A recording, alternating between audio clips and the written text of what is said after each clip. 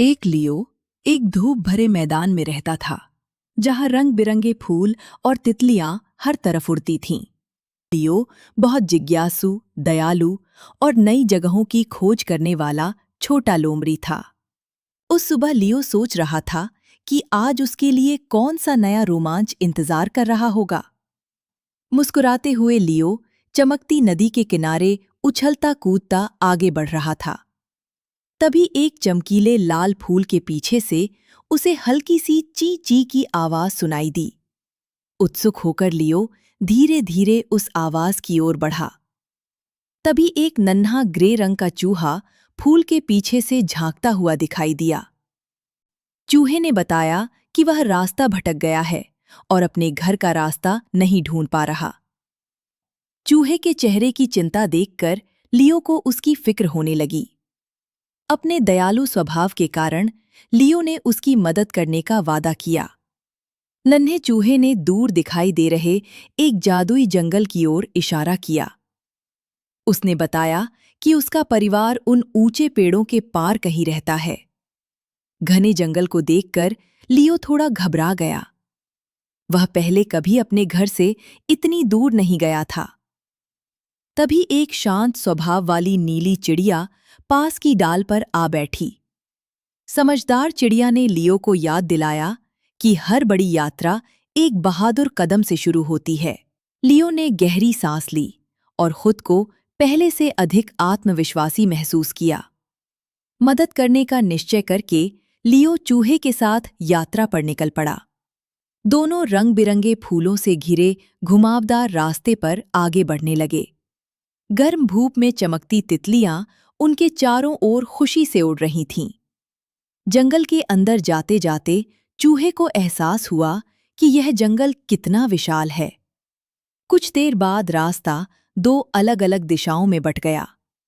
लियो रुक गया और सोचने लगा कि उन्हें कौन सा रास्ता चुनना चाहिए। चूहे ने बाईं ओर इशारा किया, लेकिन लियो ने दाईं ओर जाने का फैसला किया। थोड़ी देर बाद वे एक शांत तालाब के किनारे पहुंच गए। चारों ओर देखकर चूहे को समझ आ गया कि वे गलत रास्ते पर आ गए हैं। लियो तालाब के किनारे बैठ गया और पानी में बनती लहरों को देखने लगा। उसे दुख हुआ क्योंकि वह मदद करना चाहता था, लेकिन उससे गलती हो गई थी। तभी वही नीली चिड़िया फिर से उनके पास आकर बैठ गई। चिड़िया ने लियो को समझाया कि गलतियां हमें सीखने और आगे बढ़ने में मदद करती हैं। यह सुनकर लियो मुस्कुराया और नए उत्साह के साथ खड़ा हो गया। फिर उसने दोबारा कोशिश करने का फैसला किया।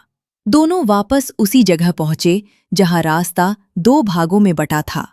इस बार लियो ने चूहे द्वारा बताए गए रास्ते का ध्यान से पालन किया। चलते चलते चूहे के मन में उम्मीद जागने लगी। तभी उन्हें जंगल की मुलायम मिट्टी पर छोटे छोटे पैरों के निशान दिखाई दिए।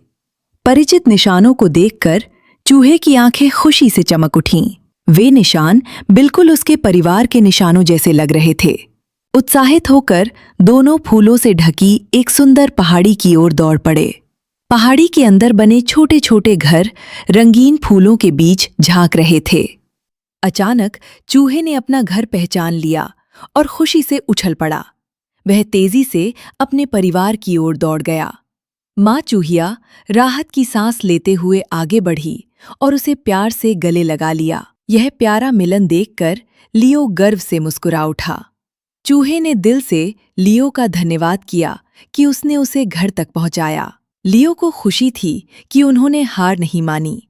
थोड़ी देर बाद चूहे के परिवार ने मीठे जामुन और स्वादिष्ट केक सबके साथ बांटे।